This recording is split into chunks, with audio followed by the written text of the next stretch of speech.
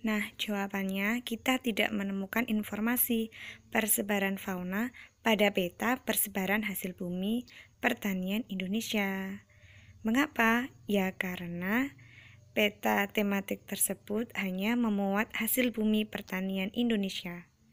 Ini adalah contoh peta khusus atau tematik, yaitu padatan penduduk di Indonesia 2013.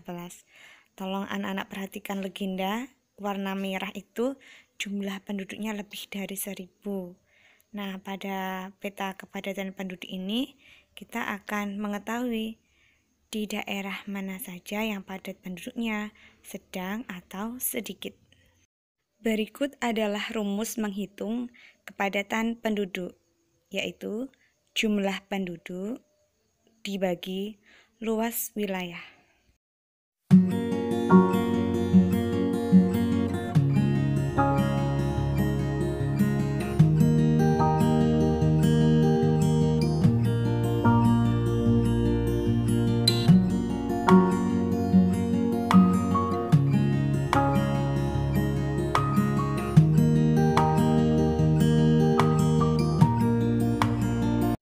Keragaman apa saja yang dimiliki Indonesia, anak-anak? Ya, ada keragaman suku, budaya, dan agama. Masih ingat kan tentang pengamalan nilai Pancasila? Contohnya pengamalan sila pertama, bahwa kita harus saling menghormati antar umat beragama. Untuk pengamalan sila Pancasila kedua sampai kelima, Bu Guru yakin anak-anak sudah paham. Anak-anak, selain 3 keberagaman yang dimiliki Indonesia tersebut, kita juga harus bangga menjadi warga negara Indonesia karena kita memiliki wilayah yang luas berupa kepulauan, letak geografis. Masih ingat ya, letak geografis Indonesia diapit oleh 2 benua, benua Australia dan Asia, serta diapit oleh 2 samudra, Samudra Hindia dan Pasifik. Letak Indonesia yang strategis ini memudahkan Indonesia untuk menjalin kerjasama dengan negara-negara lain. Berikutnya yang membuat kita bangga adalah besarnya jumlah penduduk Indonesia. Harapannya dengan besarnya jumlah penduduk, Indonesia semakin menjadi negara yang kuat.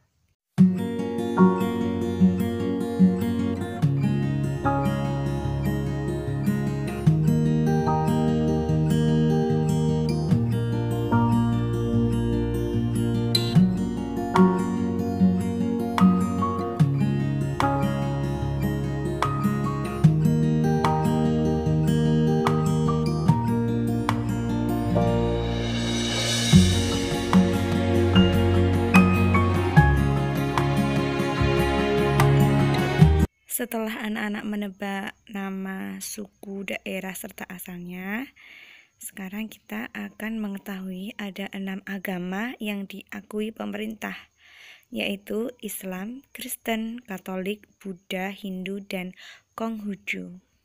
Untuk mendukung kerukunan antar umat beragama ini, pemerintah memperkenalkan tri kerukunan beragama. Yang pertama, kerukunan intern umat beragama. Kerukunan intern umat beragama artinya pemerintah mendorong agar masyarakat yang memiliki agama yang sama menciptakan kerukunan, misalkan orang Islam yang harus rukun dengan orang Islam. Sedangkan kerukunan antar umat beragama artinya pemerintah mendorong agar antara orang yang satu dengan yang lain yang berbeda agama harus saling menjaga kerukunan. Berikutnya, kerukunan antar umat beragama dengan pemerintah. Nah, pemerintah mengajak antar umat beragama, semua orang yang berbeda agama tadi, untuk rukun menjalin kerjasama dengan pemerintah.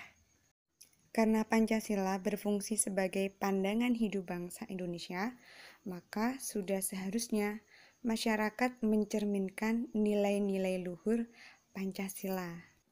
Namun kenyataannya masih ada perilaku yang tidak mencerminkan nilai Pancasila.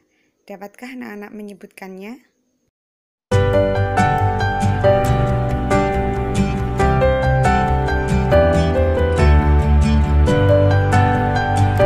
Ada 4 langkah yang harus kita lakukan untuk menemukan ide pokok dalam teks percakapan. Pertama, dengarkan dengan seksama teks percakapan. Kedua, catatlah beberapa peristiwa yang kamu anggap penting. Ketiga, tentukan yang menjadi kalimat utama. Yang keempat, tentukan ide pokok yang terdapat pada kalimat utama. Kurang lebih sama seperti saat kita diminta untuk mencari ide pokok dalam paragraf ya anak-anak. Perhatikan contohnya. Dari contoh percakapan tersebut, kita tahu bahwa kalimat utamanya ada pada kalimat pertama. Maaf Pak, hari ini saya terlambat. Kalimat tersebut disebut kalimat utama karena dapat dikembangkan dengan kalimat penjelas lainnya, seperti kalimat yang kedua dan kalimat ketiga.